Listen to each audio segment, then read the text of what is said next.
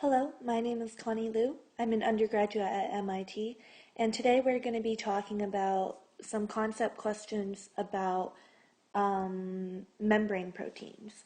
So we're going to start out looking at a few different examples. So here we have a proton pump.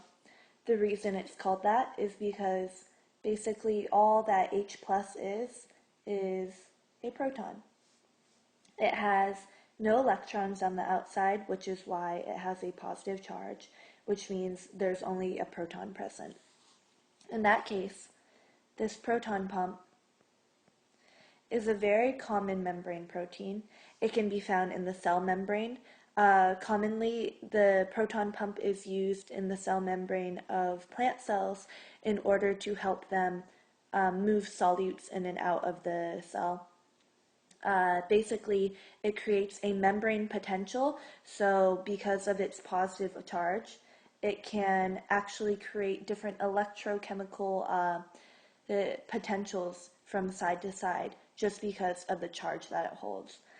So the cell uses this to its advantage and then is able to create a potential that allows for energy to be stored.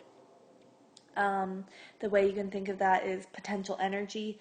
So if you create a difference between, say, voltage, then voltage flows. In this case, you're creating a difference in the electric potential between the two sides, so energy can flow. So that's one way you can think of it. Proton pumps are also found as a very crucial component of cellular respiration because it also uses creating a cell potential in order to create the ATP that is generated through cellular respiration in the mitochondria. The next membrane protein we're going to be looking at is aquaporin.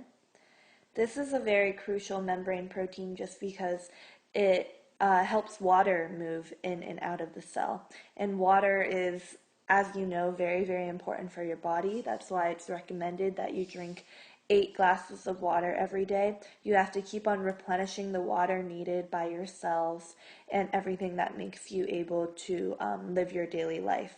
So in order for your cell to replenish the water, because water, H2O, is a polar molecule, it can't go directly through the cell membrane, which only allows nonpolar to simply diffuse through it.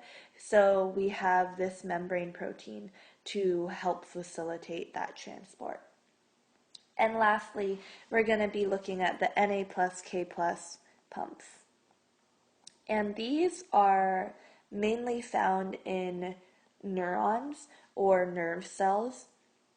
Basically, what the Na plus K plus pumps allow for is another formation of a electric potential to be formed. Basically, it pumps Na plus and K plus in and out of the nerve cell in order to create that action potential, which you may have heard of, that allows for your nerves to fire off signals throughout your body. So say you accidentally crush your foot under a really large box, then that pain signal is shot through your body through your nerve cells using these electrochemical changes which cause a action potential. So those are the very important membrane proteins that we're going to be covering today.